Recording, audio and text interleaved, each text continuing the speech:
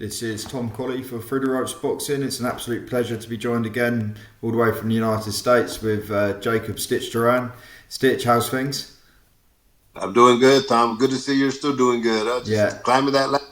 That's exactly it, Stitch. And thanks for taking the time to come back on and speak to us. It's a pleasure to have you back. Sure. I understand you've been working with the Super Bowl this week, Stitch. Yeah, it's I work with Top Rank as one of their house cutmen, right? Yeah. Along with Mike Basil.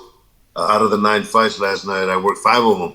But it's been a crazy week because they're expecting 300,000 people to come for the Super Bowl, but there's probably 200,000 here already, right? And the Mandalay Bay, where we had the fights at last night, is basically they have the Super Bowl extravaganza in the convention center there, so there's tons and tons of people, and but it's Super Bowl week, so I'm glad to be part of it. Definitely, it's a massive spectacle, isn't it? I know, and is it something you've been involved in before, or is that your first time? Yeah, well, first time, they've had it, anything as big as this. I've been in big events, but last month they had the Formula One, which is new, and so Las Vegas is now becoming a lot more of the entertainment area. So. And talking about fights that have taken place this week, Stitch, massive world title fight between Teofimo Lopez and Jamaine Ortiz. Did you get a chance to watch that one? Yeah, I was there. I was right at ringside. I told you, out of that night, worked 5 of them. That wasn't the most exciting fight out there. But Ortiz got cut and talked about it kind of like that Tyson Fury type of cut, but. Mike Basil, the other house cut man for Top Rank, did a tremendous job and cut didn't even bleed. But it's I got there at 11 o'clock in the morning and got home at 11 o'clock at night and got some sleep because I know I had to talk to you and had my second cup of coffee and I'm good. Because you're busy week, Stitch. I appreciate you taking the time to do that in amongst it all. What did you make of the fight personally? I know there's been a bit of controversy around the decision. It was a unanimous, quite a close fight, and there's one scorecard that was quite wide, and a lot of people thought that Ortiz won. What did you think of the fight yourself? I know there's a bit of a hostile atmosphere in the crowd afterwards as well. Yeah, it was funny. I was sitting right at ringside watching it with the media, had a bird's eye view, right? And so a friend of mine texted me. And he says, Ortiz won, but they're going to give it to Lopez, Teofimo Lopez, right? And all the people sitting behind me are all Jamaine Ortiz fans. I thought he won, but you're right. As soon as the fight finished, I started walking towards the back because I knew people weren't going to be happy. Half the audience weren't going to be happy. Yeah. So, who did you think won the fight, Stitch?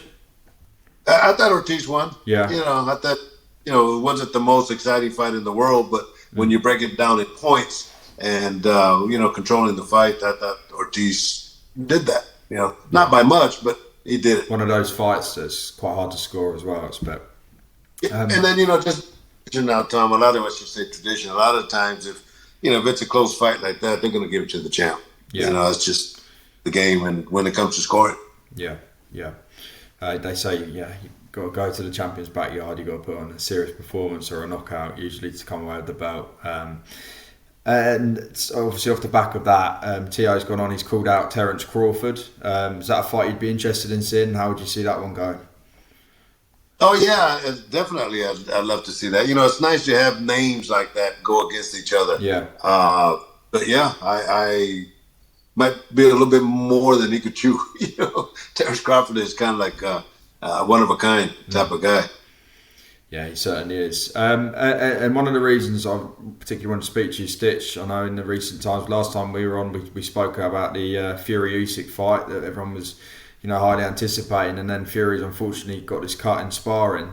So I just wanted to get your take on the cut. Have you had a chance to see the cut? Yeah.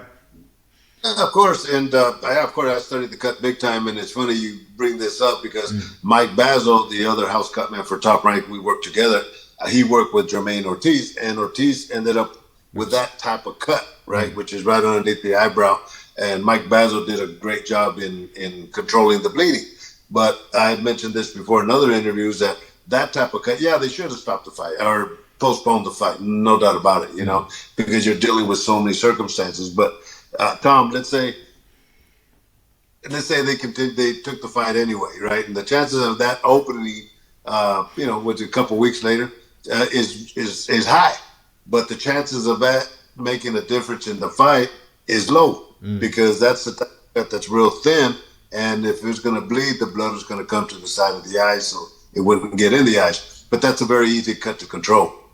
So that's a good point. Yeah.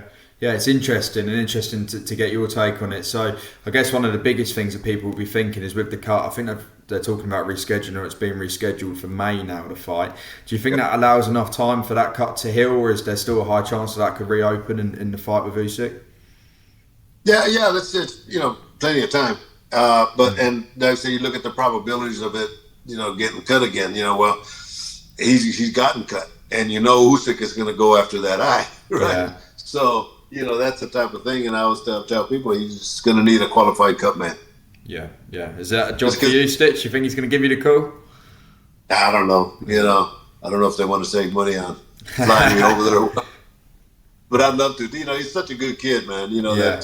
And that's the type of, it's not so much the monies, it's the personalities that I like working with. Yeah. And Tyson Fury was a jerk. I'd say, nah, I got to go to a Mexican wedding or something like that, But no, if he needs some help, I would love to be in his corner and just, help him win that fight. Absolutely. How much does, do you think having a cut like that in the build-up to such a big fight, having to delay it, does that play into the psychology of the fighters in the build-up to it? Would that give Usyk a boost, do you think, mentally? Would it affect Fury? What do you think about that? Yeah, probably both of the above, to some point, right? And then that's why it's important for the team psychologically, because these guys, keep in mind, Tom, they're modern-day gladiators, but deep inside, they're all babies. Right, and that baby will come out and say, well, I got cut, and I hope I'll be all right. And Usyk, well, he got cut, and I know what I'm going to do.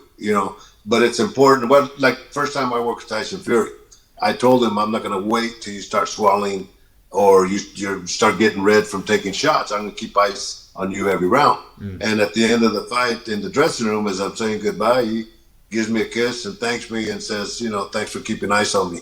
But see, little mental games like that. So you got to take that out of him. Vladimir Klitschko, when he fought Anthony Joshua, told him I was going to take care of him like he was my son. Yeah. And he in the ring, he says, you can call me son. So those are moments, that you don't learn that going to school, Tom. You have to have been in the trenches and understand what these guys are going through. Yeah, absolutely. Stitch, I appreciate, you taking the time to speak to me. I don't want to keep you all down. I know you've had a busy week with the Super Bowl and that sort of thing. So, but yeah, thank you for speaking to Through the Ropes again, Stitch. And I hope you have a nice week. Yeah, no, thank you. Yeah, today, in fact, about 3 hours from now, I gotta go to the Air Force Base here in town, and I'm a guest speaker for a banquet that they have. And I was in the Air Force, so it's nice to go back to the base, and they're gonna give me a tour through, see the planes and all that. And my wife will be there, so I'll be there. Busy schedule. Busy schedule, Stitch. Busy schedule. All right, but thank you for finding the time to speak to us. Anytime, man. You know that. Take care.